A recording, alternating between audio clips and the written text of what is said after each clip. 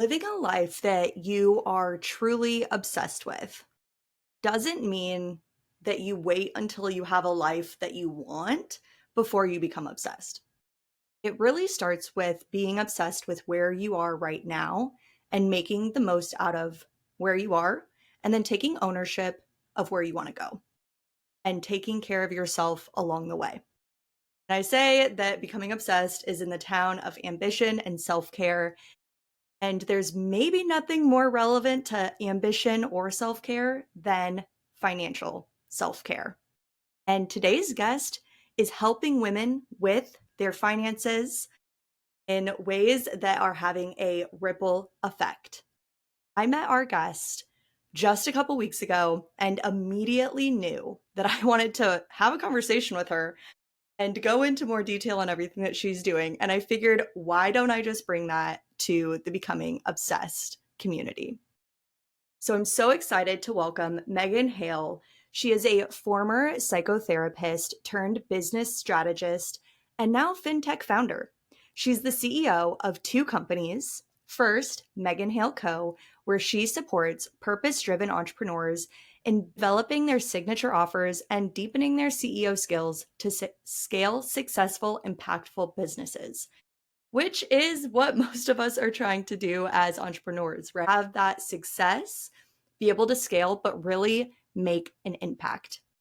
She also does this through her signature program, Funded, where you can learn how to create your own signature offer. The second company is Dream Money, a fast growth startup providing business modeling and cash flow management software for women entrepreneurs to know their numbers, know their margins, map out sustainable revenue plans, manage their cash flow wisely, and step into their most empowered relationship with money.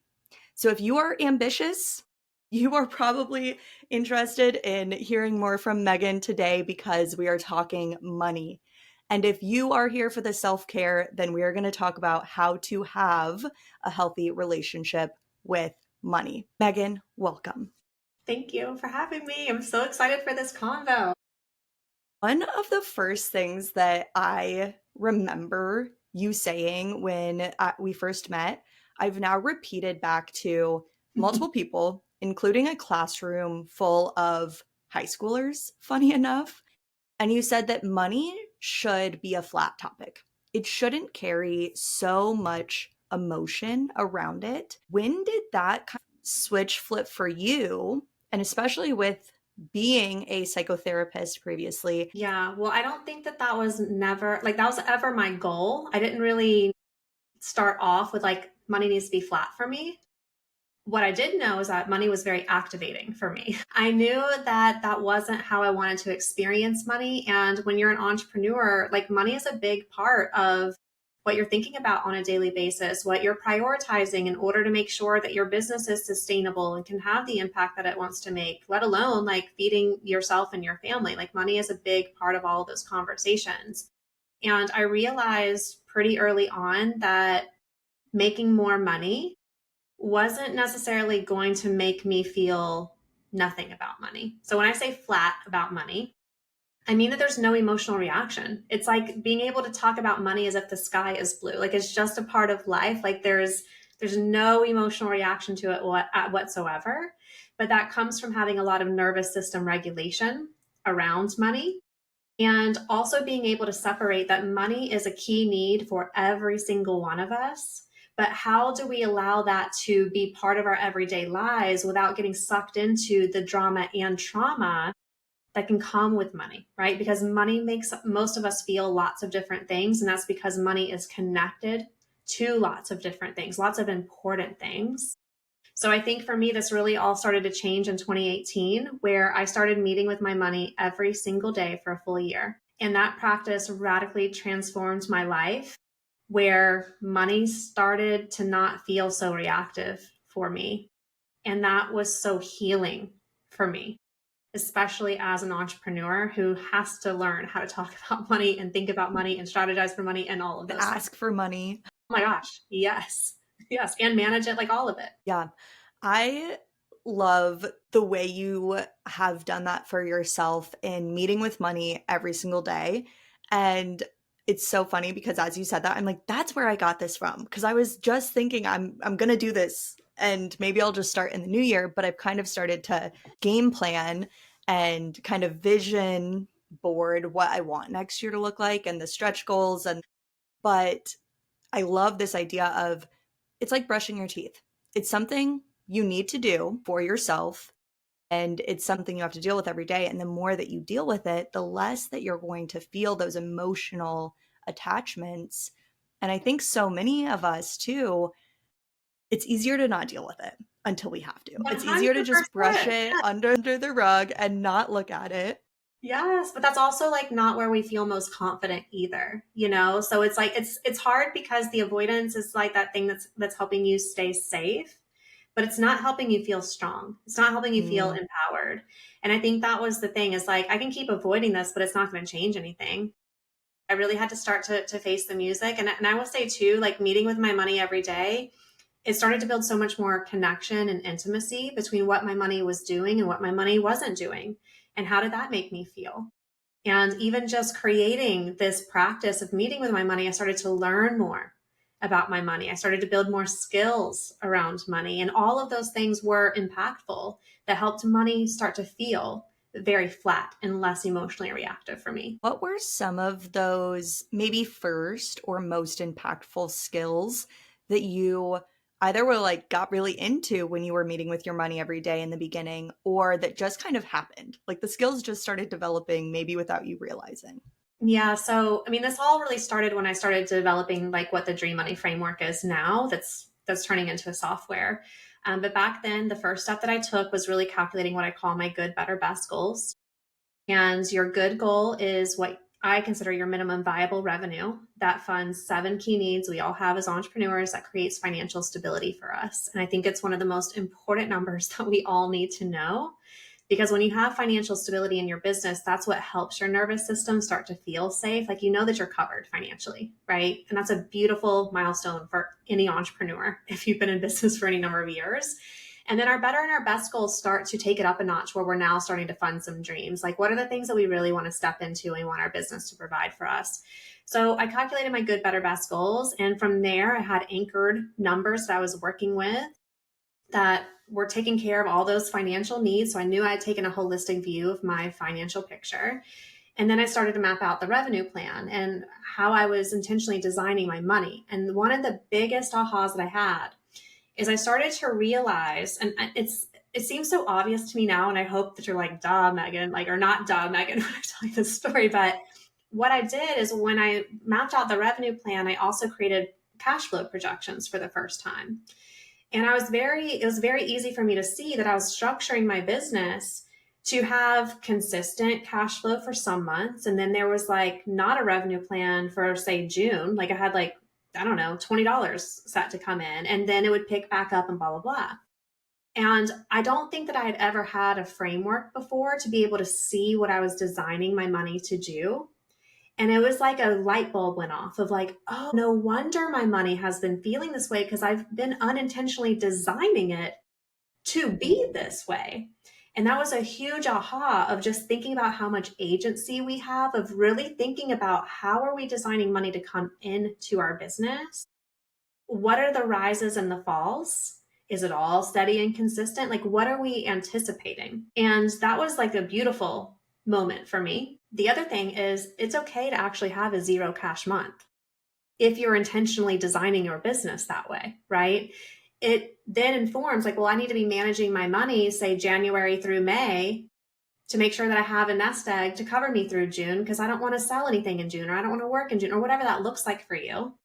And that was also a huge aha because I think so many of us as entrepreneurs is like you have to be at this certain milestone every single month. And if you're not doing that, then you're wrong or you're failing or whatever. And I've worked with hundreds of business owners at this point. I've been in hundreds of different revenue plans, and it is very, very rare for any business to have the same amount of revenue coming in every single month. Like that's not how that usually works. So that was like a relief for me of like, oh, maybe this isn't something that's wrong. Maybe Mm. it's just how I've been designing it and just had no idea because I couldn't see it. I believe so much in shedding your shoulds. Yeah. And so many of the things we feel guilty or we feel like we're failing at, we only have those feelings because we're telling ourselves we should do something that we're not getting to, we're not doing. And instead of trying harder to do it, maybe we need to find a way to let ourselves off the hook. Like you said, I don't need to make the same amount every month. I don't even necessarily need to have cash coming in every single month. Yes. One of the guests about a month ago, Hannah Allen, she came on the podcast because she took a whole month off of work Yep. and doesn't do any client month for one whole month. She did it last year, she did it this year. And same thing what you're saying. When I asked, how do you do that? To me, I was like, logistically, how do I like organize workflow to not have to do that? And she, I think, is a more organized person than me. So what she said was, first, I figured it out financially. What do I need to do in the months leading up to it? Where does the money need to go to stay to be able to take that month off and not feel guilt, not feel like you're Yeah. failing, really take the time away that she needed. Yes. Absolutely. There's the other thing that I kept thinking of too is I have coached a lot of wedding pros and a lot of people who are really good at their service, but never really decided they were going to have a business. It just happens when you are providing your service for money, right? You build a business on accident. And everything that you're saying, I just keep thinking of if you do the work to have this relationship with your money, to just understand where it's going, how it's a tool for your business, that doesn't just impact your business, but that impacts people's lives so much. No, yeah. That relationship of, yeah, I don't need money coming in all of the time, but I need to know where and when money is coming in. And same for their just personal finances, right? It's Yeah. like that relationship of if I don't see it coming in, then something's wrong. Yes. I mean, I think clarity is so queen in this whole situation, right?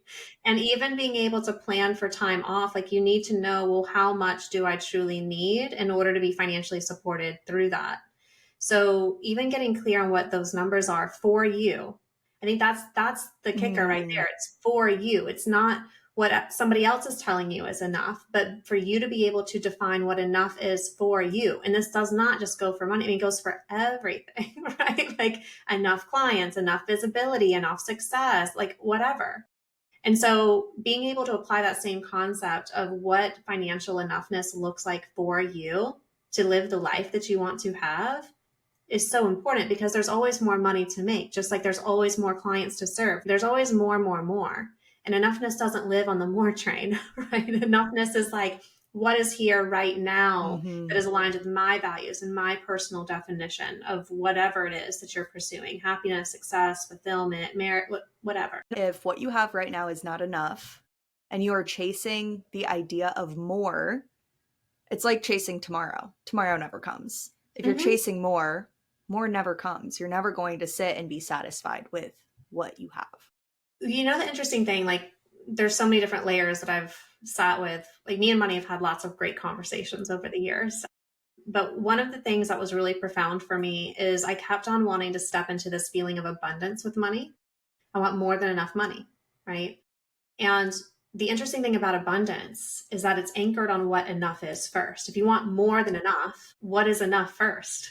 And if you don't have that clarified, then you have no foundation in which to even create contrast to know when you are actually experiencing more than enough. So, this enough number is just, I can't like reiterate how important it is for everybody to understand and to define on your own terms because so many things start to move from there. I am going to try and put this in tangible terms because I want your perspective on it. So, for me personally, I try to be content with where I am and what I have, Mm-hmm. more so than focusing on the more, while Mm-hmm. still vision casting and all of that, right? It's the Mm-hmm. age-old battle. But I always find it so hard to figure out what enough is at different Mm-hmm. points because my expenses are really low. Personally, Mm-hmm. very low. I drive a beater car, like I live with my sister. Like, I do not have huge personal expenses. I have a team and I do coaches in my business. So that's, I'm paying people. So really what I'm getting at is when my enough is so low, it's like, how do I Mhm. then know what my enough really is in a few years? Or how do I have this conversation between let me be content where I am while striving for more and having more, or like knowing what that next enough is? Does that make sense? Yeah, no, it totally does. I mean, I think knowing what enough is right now is very important, but also being able to titrate up to what enough might be a few years from now. And that's going to require you to dream into what that life looks like a few years from now, and also price out how much that life costs. So you can start working in that direction. I think the challenge with enoughness and more-ness, if we can make up a word here, I love them. I love it. is sometimes when we're too anchored in enoughness, we can actually block more-ness from coming in because, well, what do I need more for? I don't need more right now. So, but you might need more later, right? And so, like, how do you open up that safety of having more than enough, which is its whole journey on its own? I think it's one journey to create enough. It's another journey of having more than enough and allowing that to be okay and safe and good. And still thinking about what does enough look like for you a few years from now. You're going to have to really get into the specifics, which is challenging. Me and my husband are having conversations around retirement decades from now. Like, how do you even start to map out what you want your life to look like? I'm going to be 9 different versions of myself at that point. And you have to think about, will we be carrying a mortgage at that point? Or, and some of these questions you just really don't know. It's hard to answer. And so I'm kind of the mind of like, just average it out. Average it out.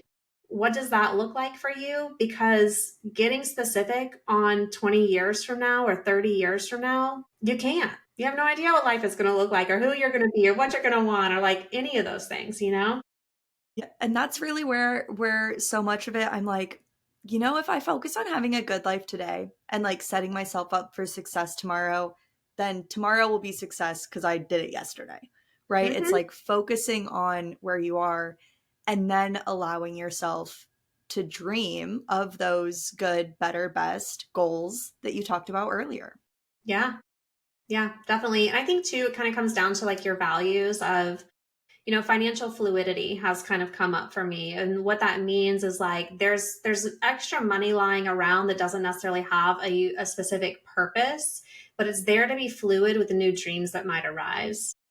And that feels good for me to like step into at this chapter of my life. And that's a really key value. It guides a lot of my financial decisions too. So financial fluidity is way more important to me to have options than it is to be maxing out my budget every single month by buying the most expensive car, having the most expensive house where you're like cash poor, like that's not fun. I don't like that feeling. I would much rather feel fluid than strapped. And so it's interesting when you start to identify financial values and what you're wanting for yourself, how that can also impact your definition of how much is truly enough. I have tried to figure out what freedom means to me because I feel Mm, this huge buzzword too. It's like freedom, success, enough, or all these words that we're supposed to have defined for ourselves. And I think mm-hmm, if you don't define it for yourself, then you're living on a default definition of them. mm-hmm, agreed. But for freedom, I've realized it's not that I want the freedom to travel all the time anywhere I want. I Yeah, want the freedom to say yes to the opportunities that I want to say yes to. It's not yes, the freedom to do everything and anything all the time, but having my own business, it's because I want the freedom. When like next month we were talking, I'm going to Costa Rica on a yeah, business wellness retreat, yes, and I can just say yes to that. It's going to be a little hard in November with Black Friday sales for my clients, but it's still figuring out like that's what I want. That's what feels successful to me, is being able to say yes to that. So now yeah, let's build what needs to happen for that. yeah, absolutely. I love that. Well, as you're talking about fluidity, it just makes me think of how money needs to flow in as a fintech founder now. So let's dig into that. Before we really get into what you're building, how has that journey been personally for you? having now a second business, not only taking care of yourself financially, but being super hyper ambitious and still having to balance that self-care side. Where do you fall? How are you doing? How is the journey going? It's interesting because like I know that I am an ambitious person, but I don't feel like the motivation for the second company is really coming from an ambitious place. It feels like it's the next organic step that this body of work is here to take, and it needs me as its steward to guide it. Like it definitely feels like me and Dream Money are just in this partnership, and I can see the impact that it's already had. This is like making me emotional, actually. I can see the impact this body of work has already had for the people that have had access to it. And so to think about how it can transform so many more people at this software stage, and I get to be a part of that, is just the coolest thing. But it has been interesting because, Megan Hale Co really focuses mostly on online business owners who are coaches, they're consultants, they're speakers, authors, healers. They're people who are so passionate about helping other people and have all this wisdom to share. And my work over there is helping them translate all of that into signature offers and their offer suites, and getting really clear on their unique selling proposition and their messaging, their positioning, like all of it, to build a thriving, sustainable business with that foundational financial block at the base, right? Like, how do we create stability for you and then start to scale on top? And in that industry, building a 7-figure business is a very, very big deal for mostly solo entrepreneurs, right? And I've been in that world for a decade. And this past summer, I started pursuing a big grant that's available here in Nebraska. It's the Nebraska Innovation Fund Prototype Grant. And throughout that process, I had to write a business plan, which was hilarious to me because I've been doing revenue plans for years for people, but I've never written a formal business plan. I had to YouTube it, right? I had to YouTube how to write a business plan. I had no idea even what went into it. So as I was doing that, the startup world is just a very different place. Like they're saying, if you Yeah. can't build $1 billion business, investors won't even look at you. And I'm like, I'm sorry, coming in like, what? And it just started to kind of break my brain in the best way of like, this is a completely different business that you're Mhm. building. And you need to be thinking about scale in such a different way. And when I was building out that business plan, especially doing our cash flow projections of where we anticipate being in 5 years, the number of zeros that I was working with was like, whoa, whoa. And what was interesting, like one of the numbers that came up was $100 million company, just to give context. Okay. So going from 1 million being a big deal Yeah. to 100 million are like two different animals that we're playing with. But the interesting thing was, is as I was mapping out the business plan that could get us to that 100 million, we only need 150,000 users in order to do that, when I know that millions of people need the software that we're building. And that also broke my brain in the best way because it feels so entirely possible. So that was interesting and a whole nother conversation. But I think building a startup, the mindset is just, and the path is very different than building an online solopreneur business. Because with a startup, the goal is to build your team as soon as possible, and you're raising capital in order to pay for that team and getting it off the ground. Whereas a online business, we're more bootstrapped. And I've bootstrapped my business the past 10 years. So it's just a very different perspective. And I feel very much like I'm at the starting line with this Yeah. second company. I'm a beginner. I don't know. It's a whole new world, right? That I'm learning. And that's exciting for me. But also, I'm so grateful that I have these 10 years in the online space because I've gained so much wisdom. I've navigated so many losses, like financial losses, taking risks, learning how to lead, learning how to rally for myself when business gets hard, like all of that now gets to go into the second company. So I feel like I have a good foundation underneath me, even though I feel like I'm a baby over there. Megan, I could not relate to you more in this moment. I have been working with online solopreneurs Yes. for since 2018. And this year, one of my clients said, we're going to take our contract shop and turn it into an app with a custom contract builder. It is software, it is tech. You and I met at 1 Million Cups in Omaha. It's super tech heavy. And I probably was going for 6 months while working on this app before I ever realized, before my brain broke and I realized that I'm now in app development. Like I'm talking to developers. I'm now a Yeah. tech girly. Like the women in tech Nebraska, I'm like, okay, sign me up because now I'm in It's a new tech. identity though, right?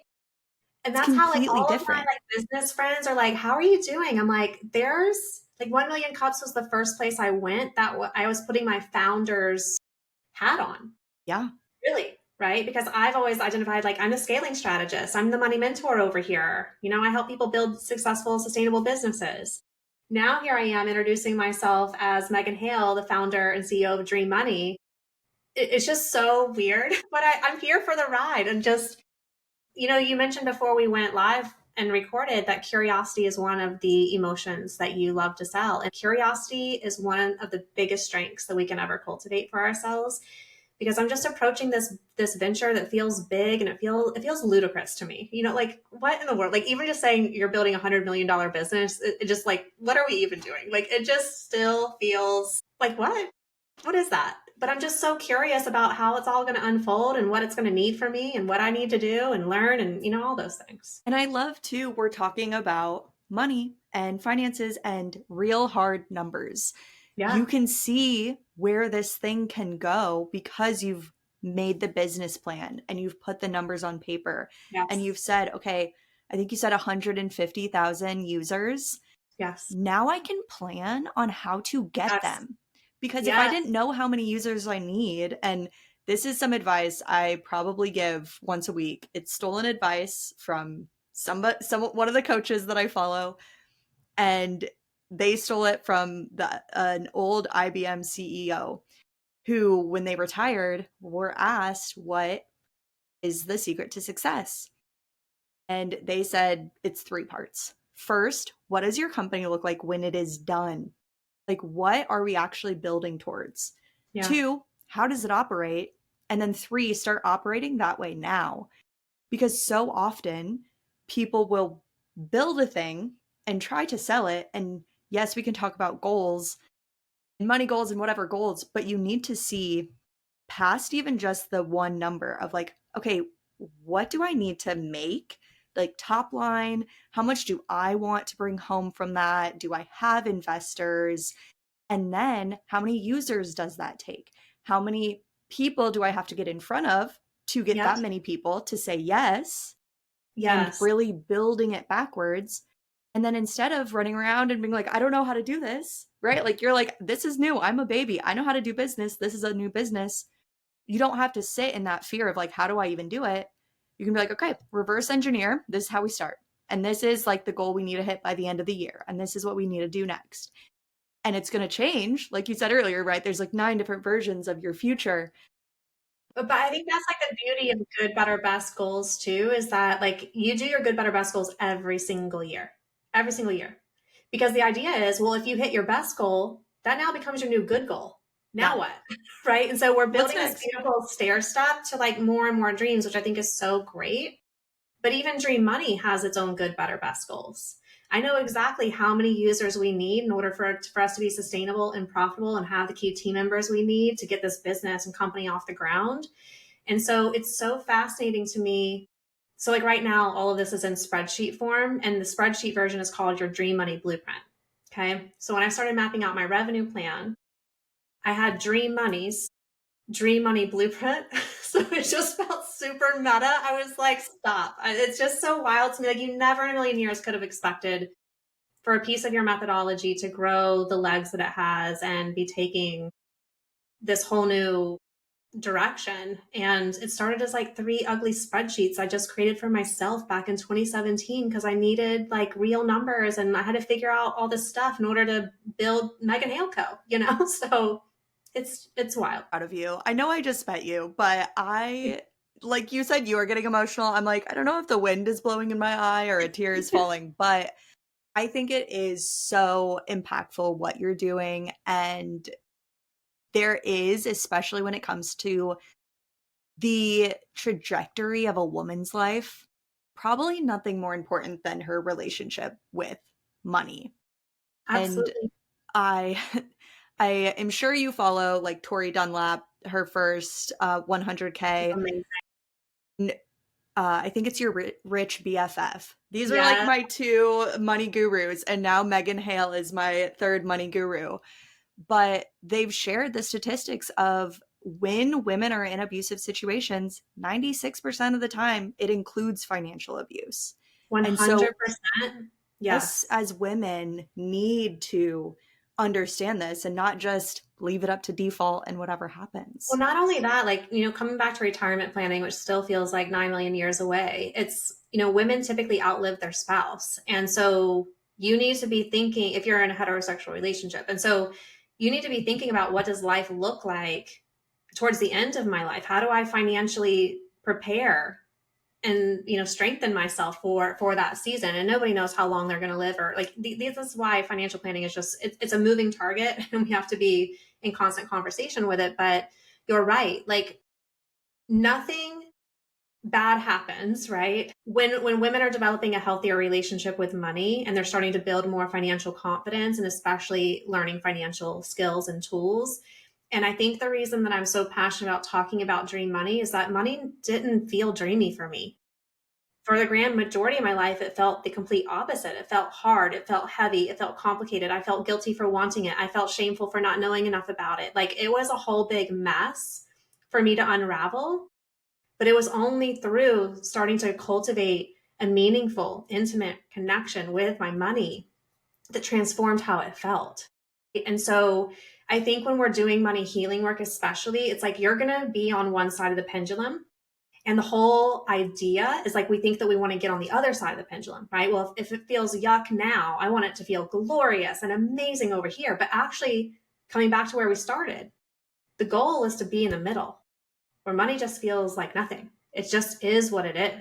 We are not emotionally activated. But in order to get to that place, we typically have to balance out everything that's yuck over here to starting to cultivate love and appreciation and joy and fulfillment and excitement and possibility with money, like getting to form this connection. Like money's on your side. It wants you to win. It wants you to be like, have everything you want. Like when we can think of money that way, like, oh my God, money, stop. You're like the most, right? But when we balance it out, that's like what helps us come to that center place because we've done the work on both ends of the spectrum. Money is the tool, like you said, not the actual emotional activator.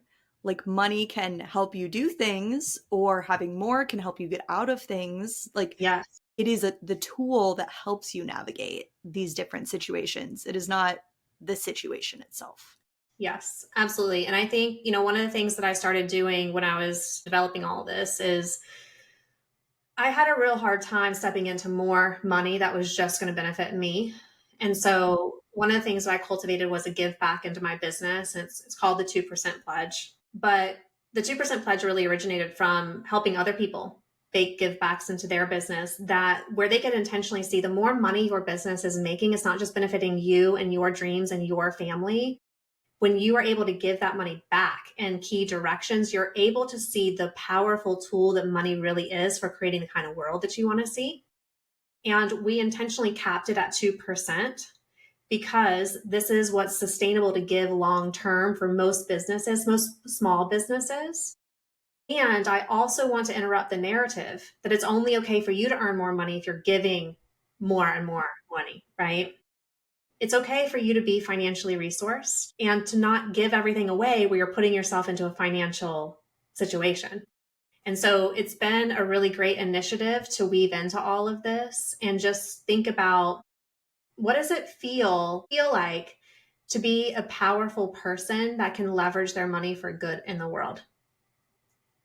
Because a lot of stuff starts to come up when you start to make more money and you can give more money and you can see the impact that it has. You're like, well, okay, this is really calling me to the surface of like, how do I want to contribute? How do I want to allow my money to have a bigger ripple effect here?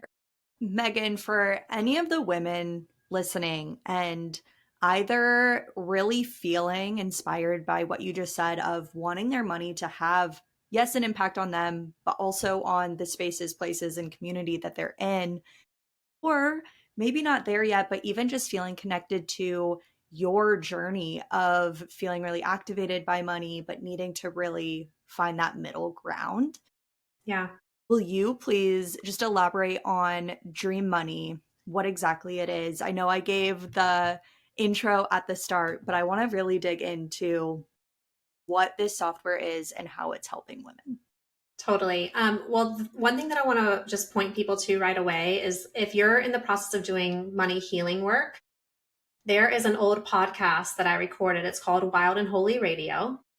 And the whole second season is only money episodes that really lays out like all the layers that I've kind of sat with money that have helped me go from the yuck to the, oh my gosh, I feel so amazed to have this beautiful relationship with money to neutral.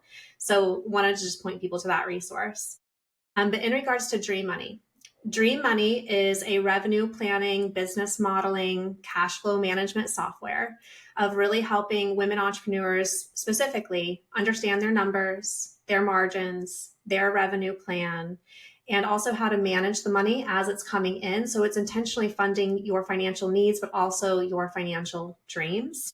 We also layer in financial psychology into every single element of this. So, bringing my background as a psychotherapist to the mix, where you're really starting to anchor into your own definition of financial success, but you're also building in nervous system regulation.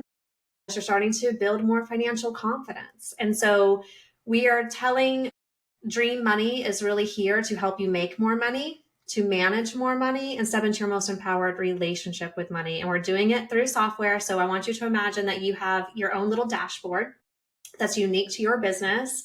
When you log into this dashboard, you see your company logo there. It's in your brand's colors. Like, this is your place to dream with your money, to dream with your business. What do you want to create? And what is the strategic revenue plan that's going to help you get there? So that's what we're bringing to the market. We'll have our alpha version ready to go, hopefully in December, and then our full MVP ready to go in May or June of 2025. And we're doing, like, the dream is happening. We won a grant, which is an amazing milestone. But we still have more money to raise to build this whole dream and make sure it crosses the finish line. So we'll be going into a fundraising campaign at the end of the year for people who want to be our early backers or early adopters. You'll get special, like, early, adopter incentives. So if you want to be part of this journey and this movement we're building, but also get access to the tools that are going to benefit your business and your money and your personal relationship with it, I think it's a win-win-win all around. That's amazing. Especially the part of it being in your own branding. So no more looking at this stodgy spreadsheet. It's Yes. going to be in a way that feels really good to look at. Yes, and that was actually really, really important to me. Like, the first thing that we roll out, I really want our users to take agency. Like, this is for you. It's not the Megan Hale show. It's not the Dream Money show. This is about you, your business. This is your strategic hub for you to really map out what you're wanting your business to do and how you're going to reach some big dreams. Keep talking about how this is for women and you work with women entrepreneurs. And I know Becoming Obsessed is about 75% women listeners. We do have some men listening.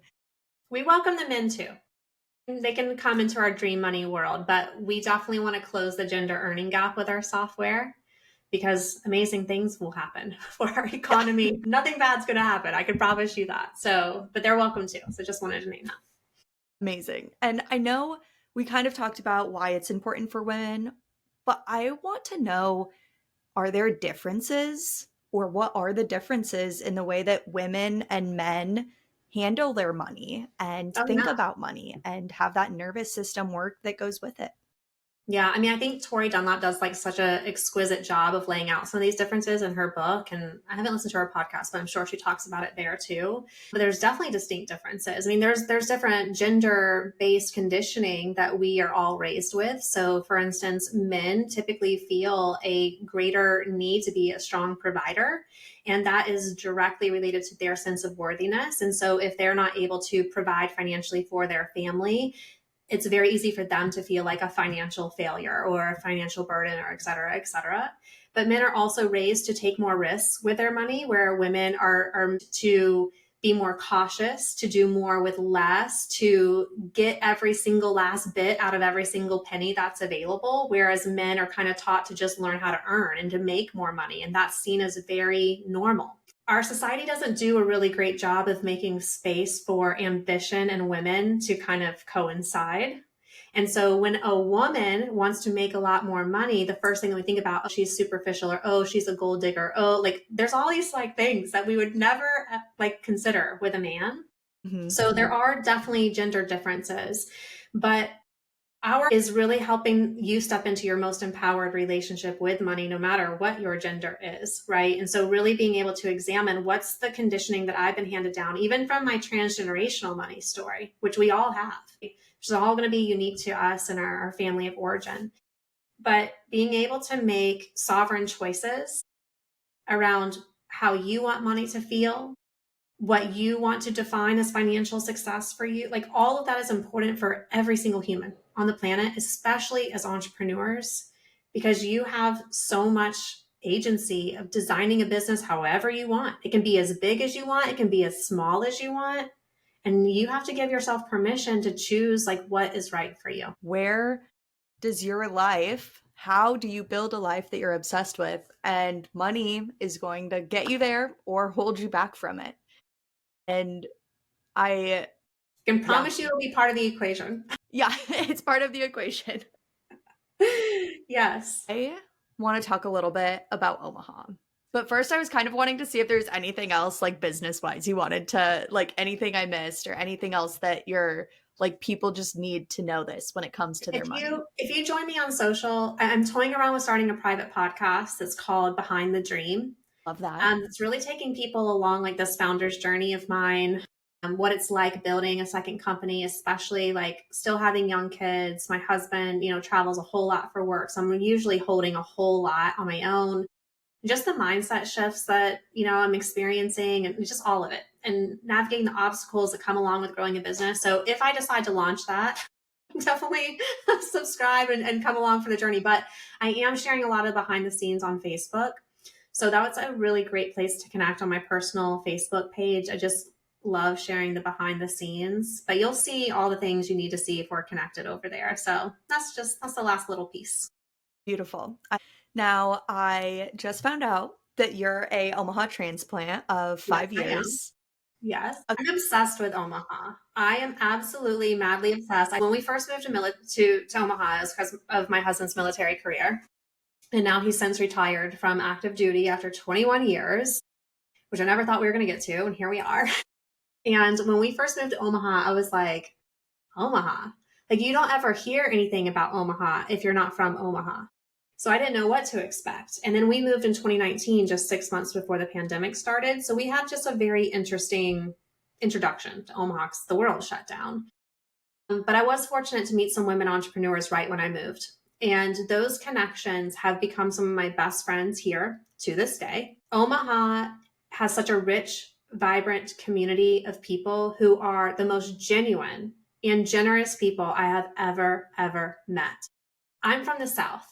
So in the South, we're known for being very hospitable and very polite, but it's like a fake polite, right? You never know like how genuine people are because like, oh, we should get coffee sometime. Then they'll never text you. They'll never call you. They'll never actually invite you out, right? It's just pleasantries. I love my Southerners, but everybody who's from the South knows what I'm talking about, okay? I'm not telling you anything you don't know. Bless our hearts, okay? So Omaha, though, is genuine generosity. When I first moved here, people said, do you want to have coffee? I'd be like, yeah, that sounds great. Expecting that person not to text or not to call. And then they would text like, I want to get to know you. I want to hear what you're doing. Like, how can I help? And I'm like, is this magic? And You're it's like, are you trying to only gotten, kidnap me or what's going on here? but it's so real. Like everyone truly wants to support one another and they're so genuinely interested in what you're doing. And it's just been such a beautiful culture to be a part of. I feel so blessed, like so blessed every single day, especially having a startup, which I didn't know I was going to have when I moved here. And I'm like, how did I get so lucky to land in Omaha that has such a great network and a thriving community for the founders and startup space? Like, who would have thought? And now that I'm here, and That I'm there's a like, better place that you I don't could either.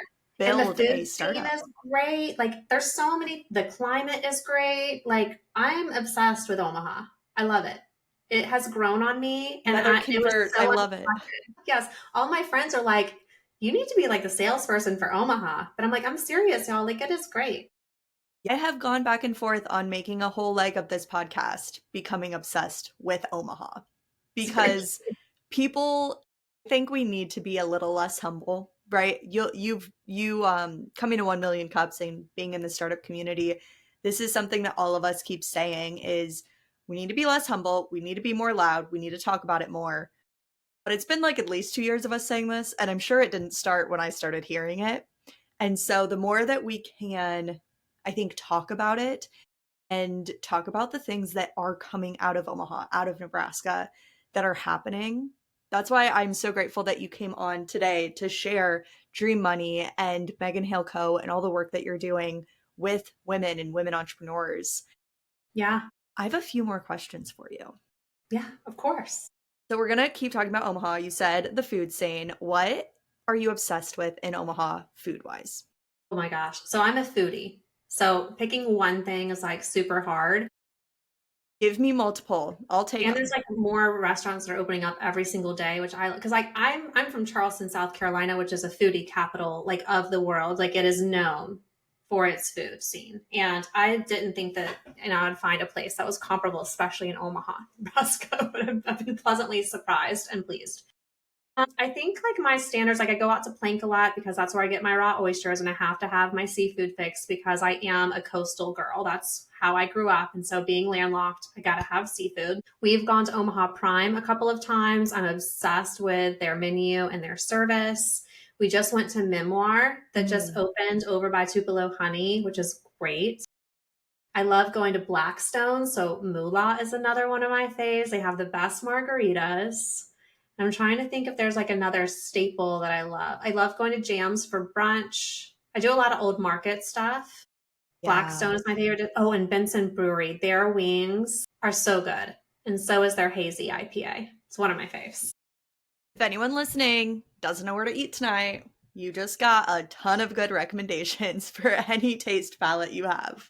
I'm like totally serious. Like I really like we're going to be throwing a conference in April or May for women entrepreneurs to launch the software. And I want like my online community to come. Like I want you to come and experience this beautiful city of mine. And I'm hopeful that we'll have a good turnout of like local people, but I really want people to come and like be pleasantly surprised. Like let Omaha dazzle you because she's a gem. She truly is.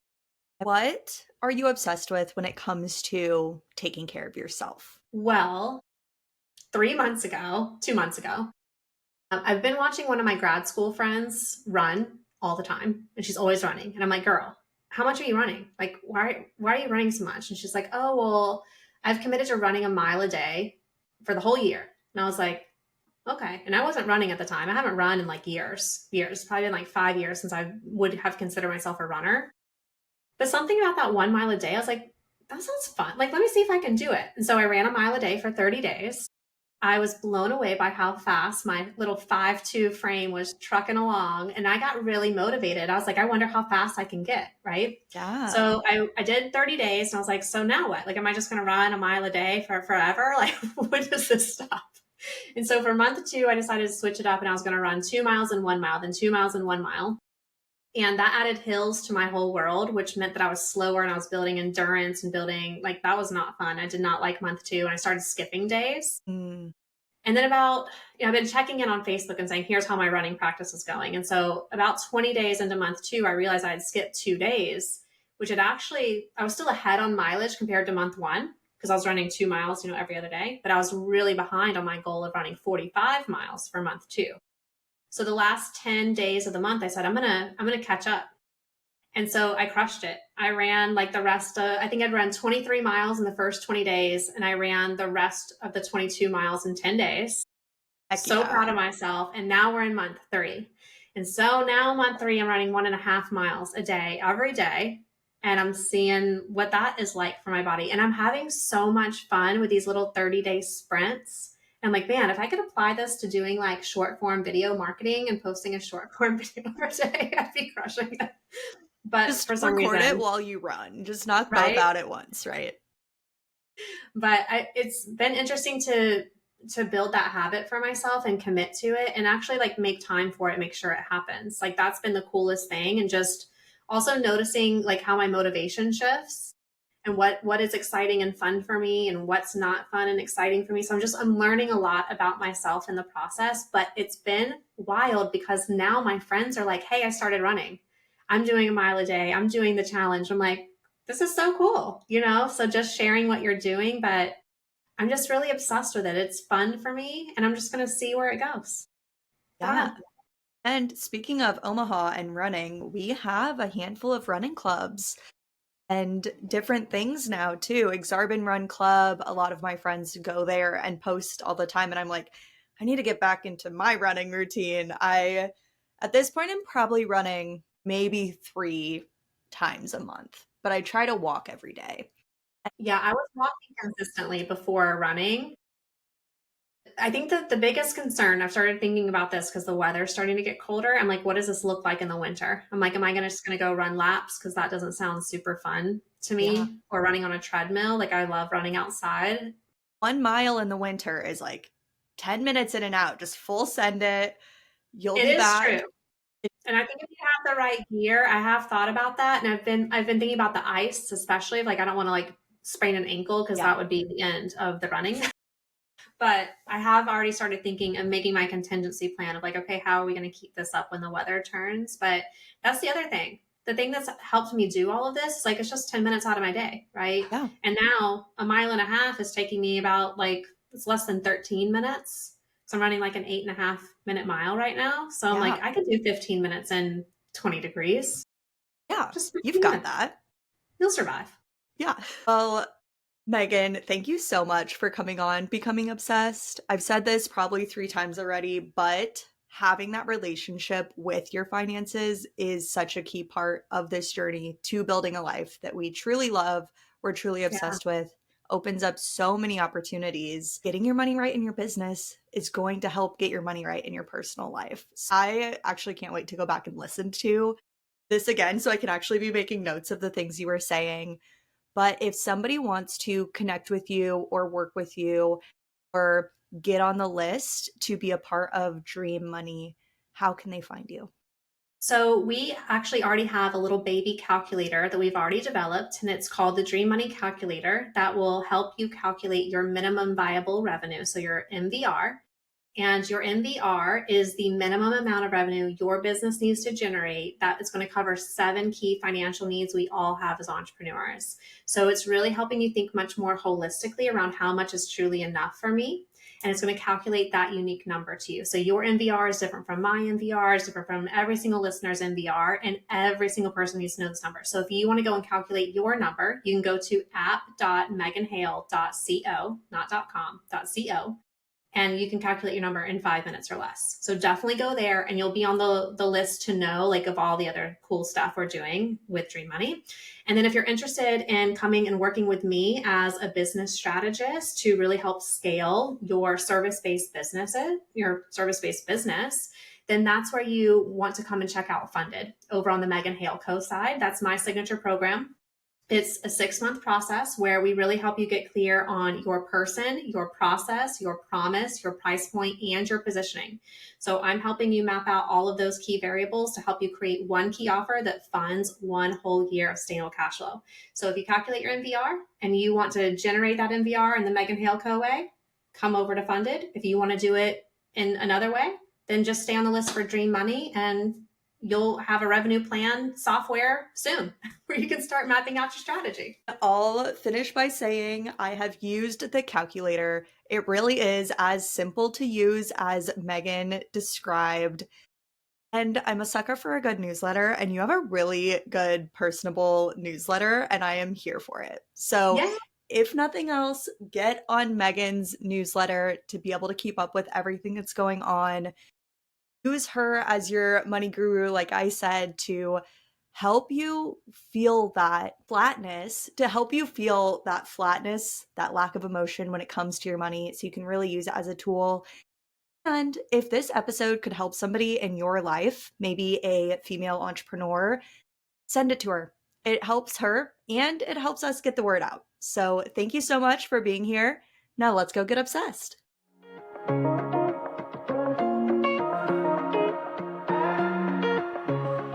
A huge theme in my conversations and coaching calls with business owners is shedding your shoulds, clearing your mental load of the hundreds and hundreds of shoulds so that you can limit your decision fatigue and spend your energy where it really counts. So if you're finding yourself in this never-ending cycle of thinking, I should post more, I should work out more, I should go to more networking events and call my friends more, I want to help you break the cycle. Let's sit down for a 15-minute chat, completely free, and I'll help you shed 3 major shoulds from your mental load. Just click the link in the show notes to schedule your virtual hangout. And a huge thank you to everyone who makes this podcast happen, my amazing team at Sleeked Marketing and the incredible women at Fast Forward Productions. Now let's go get obsessed.